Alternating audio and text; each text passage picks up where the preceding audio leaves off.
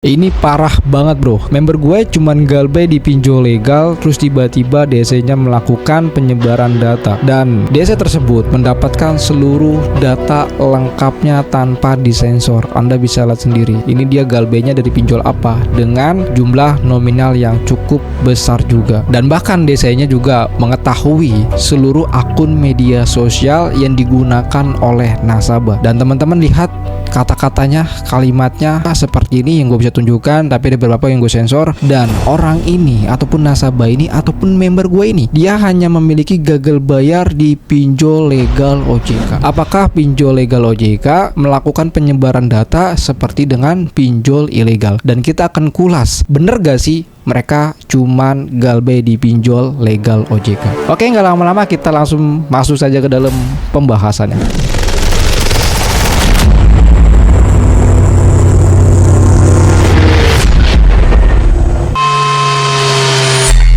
Assalamualaikum warahmatullahi wabarakatuh. Kita berjumpa kembali lagi dalam channel YouTube Tus Pinjol.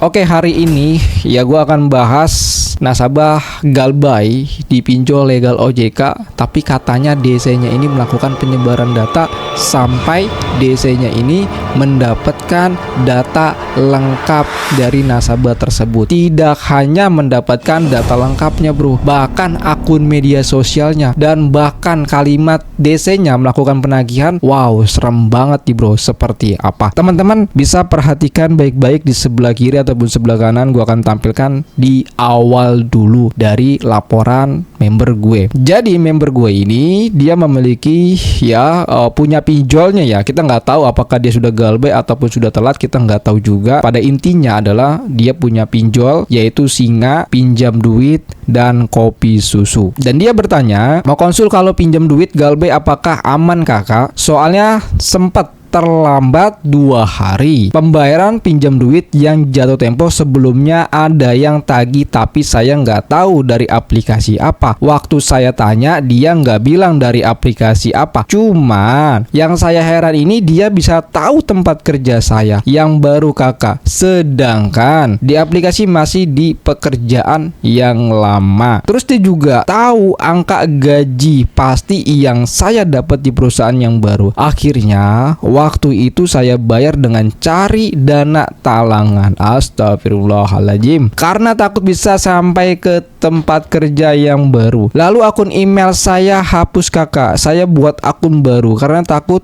email sudah bocor atau gimana. Oke, selanjutnya teman-teman perhatikan kembali ya. Ini buktinya bro ya. Bukti DC melakukan penagihan yang memang bergaya pinjol ilegal. Dengan nomornya teman-teman bisa lihat, gue sebar di IG ya kan, nama IG-nya gue sensor ya. Kata nasabah, kamu dari mana? Aku bilang mau lihat aplikasi apa. Tapi pelaku ini tidak menyebutkan nama aplikasi. Berarti DC-nya cemen, takut dia. Tapi kalau DC-DC penagihannya seperti ini masih cemen membawa nama aplikasi, udah lalu mendingan resign aja bro. Kalau cuman teror kayak gini doang mah bro, siapa aja bisa. Tapi kalau misalkan teman-teman punya penagihan atau dapet terornya seperti ini, nggak usah dibayar sekalian. Kenapa? Masa iya preman lu bayar gitu loh? Masa iya preman lu kasih makan yang udah jolimin kalian gitu kan? Selanjutnya dia mengatakan si DC-nya itu, lu lihat di IG bla bla bla, abis lu ya, kalimatnya itu gue sensor ya, hutang lu banyak. Nah terus di situ teman-teman bisa lihat dia menampilkan data-data detail dari nasabah. Wah parah banget nih bro, sampai sehebat ini DC ya. Dari mana sumbernya? Ini akan kita kulas bro nantinya. Oke, selanjutnya teman-teman, ternyata dia punya tagihan yaitu sebesar 4.300.000. Baru jatuh tempo hari ini di pinjam duit. Apakah ini ulah dari DC pinjol legal atau memang dari pinjol ilegal? Karena dia punya satu pinjol ilegal yang bernama kopi susu. Itulah dia punya pinjolnya ilegal. Oke, gua akan bahas dari yang tadi gua sudah tampilkan beberapa dokumentasinya. Jadi intinya adalah seperti ini. Nasabah ini punya pinjol cuman 3. Pinjol Singa ID dan pinjam duit dan kopi susu. Pinjol Singa ID ini pinjolnya legal. Pinjam duit ini ini pinjolnya legal. Pinjol kopi susu, ini pinjolnya ilegal. Jadi kedua pinjol ini legal, satunya ilegal. Lalu dia hanya memiliki jatuh tempo pada aplikasi pinjol pinjam duit. Dan penagihan-penagihan dari desa tersebut secara anonim, tidak bisa diketahui dari mana datangnya, siapa dia dari aplikasi apa, tidak bisa diketahui, desanya anonim, berarti cemen. Tidak bisa dipastikan ini dari pinjol pinjam duit deh, ini dari pinjol Singa ID deh, nggak bisa dipastikan. Itulah cara liciknya dari desa-desa pinjol yang saat ini melakukan penagihan yang bergaya preman, yang bergaya pinjol-pinjol ilegal. Ya, beginilah cara-cara mereka. Jadi teman-teman, kenapa mereka bisa sampai tahu media sosial kalian? Kenapa? Dia bisa tahu mendapatkan detail data kalian. Jadi 2 poin, 1 poinnya lagi. Kenapa dia sampai tahu alamat tempat kerja Anda yang baru, bahkan sampai gaji kalian? Yang pertama, kalau kita lihat dari pinjol-pinjol legal, tentunya mereka sudah jalin kerjasama BPJS. Itu yang pertama kalau untuk pinjol legal. Yang kedua adalah mereka juga sudah jalin kerjasama di dalam Dukcapil. Kenapa dia bisa jalin kerjasama di sana? Karena fungsinya hanya untuk validasi data doang, bro. Hanya untuk validasi data doang di saat calon nasabah itu mau melakukan pengajuan. Jadi wajar kalau dia tuh misalkan jalin kerjasama kepada BPJS dan Dukcapil karena untuk melakukan validasi data. Selanjutnya, kenapa desa itu bisa tahu gaji gue? Kenapa desa itu bisa tahu tempat kerjaan gue yang baru? Satu catatan pentingnya, cuman dia dapatkan dari BPJS. Yang selanjutnya,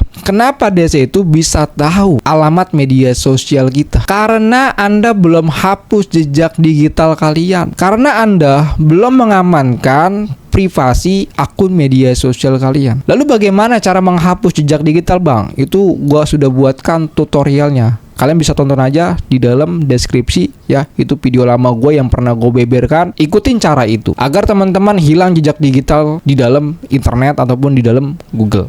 Lakukan cara itu agar desanya tidak bisa mengetahui keberadaan Anda di media sosial. Lalu apakah desa ini bisa sampai mendapatkan KTP? Kalau menurut gue, pinjol legal OJK tidak bisa melihat detail data nasabah, tidak bisa melihat KTP nasabah. Menurut OJK, semua sistem collection dari pinjol legal OJK semuanya terenkrip. Itu kata OJK, bro. Tapi kan kita nggak tahu di balik itu semua, di lapangannya, faktanya apakah itu benar-benar terenkrip. Kalau misalkan benar-benar terenkrip, nggak mungkin dong nasabah itu di saat telat bayar baru 2 hari DC-nya sudah menampilkan detail data nasabah. Ini kan berarti mereka sudah melanggar. Hati-hati teman-teman, data Anda sangat penting sekali. Apalagi mereka sampai tahu detail data kalian. Apakah akan terjadi teror di tempat kerja? Ada kemungkinan. Kenapa DC itu bisa lakukan seperti itu? Melakukan teror di media sosial untuk melakukan doxing fungsinya.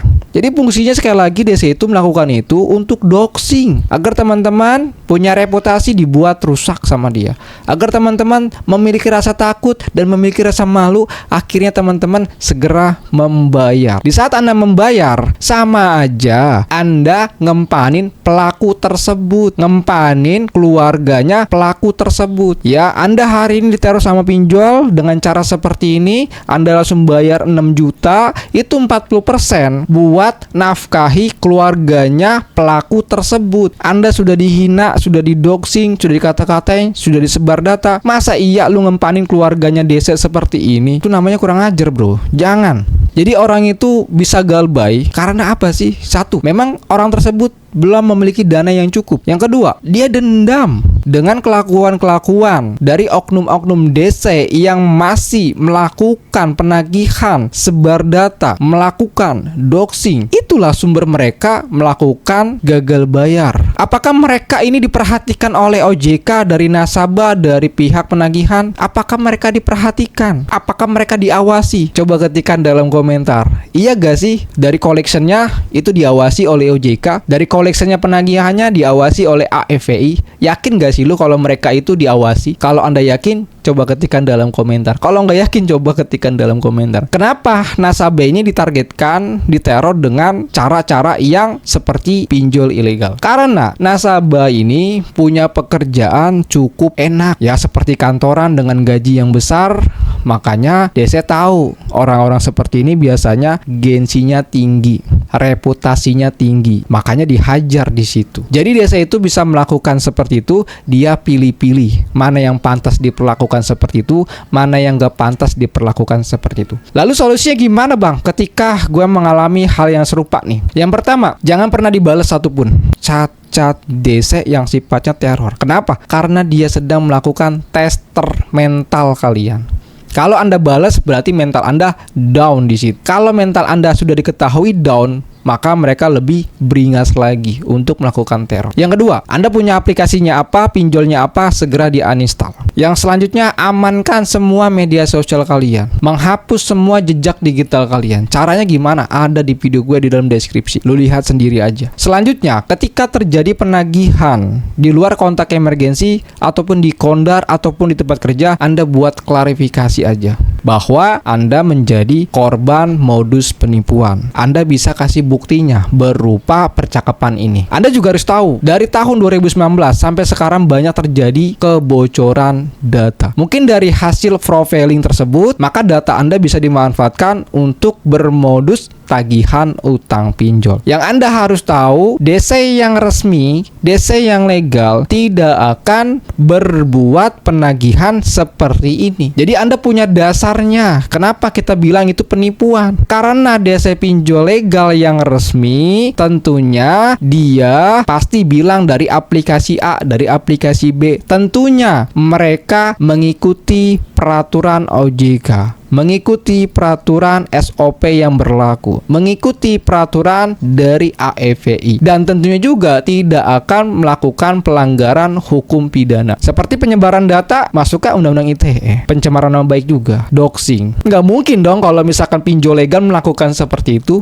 Jadi wajar kalau kita bilang, oh ini penipuan. Anda buat klarifikasi seperti itu aja. Dan satu lagi, jangan kalian pernah takutin dengan berbagai jenis teror yang sifatnya ini Anda membuat malu diri kalian. Jangan, itu dibuang halusinasinya. Anda harus tahu bahwa DC melakukan ini tujuannya agar Anda punya mental down, agar Anda memiliki pikiran yang kemana-mana, menjadi banyak pikiran. Akhirnya apa? Teman-teman memiliki rasa malu, memiliki rasa takut. Akhirnya apa? Memaksakan bayar tuh. Dengan cara apa? Mencari dana talangan. Entah itu pinjam ke bank, entah itu ambil ke pinjol lagi, atau pinjam ke teman. Cara mereka seperti itu. Pantas kalau misalkan teman-teman galbay, ya wajar. Anda diperlakukan seperti itu, ya wajar galbay. Kalau nggak galbay, kelompok-kelompok penjahat digital ini makin banyak dan makin marak dan makin brutal lagi untuk melakukan teror ini. Kenapa? Karena mereka itu didanai. Sama siapa? Kita juga nggak tahu sama siapa. Nggak mungkin mereka itu melakukan teror tanpa dibayar. Nggak mungkin.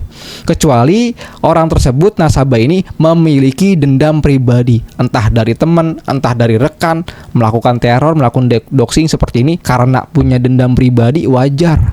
Nasabah ini nggak punya dendam pribadi kepada siapapun, tapi tiba-tiba ada yang teror dengan konteksnya adalah tagihan utang pinjol. Berarti kan mereka melakukan ini ada yang mendanai dan juga mereka dibayar. Gak mungkin Anda teror itu tanpa dibayar, gak mungkin kok. Begitu aja informasi yang gue sampaikan. Bagi yang mau aman galbenya, silakan saja langsung join dalam grup WhatsApp kita. Bisa dapat konsultasi telepon dengan saya.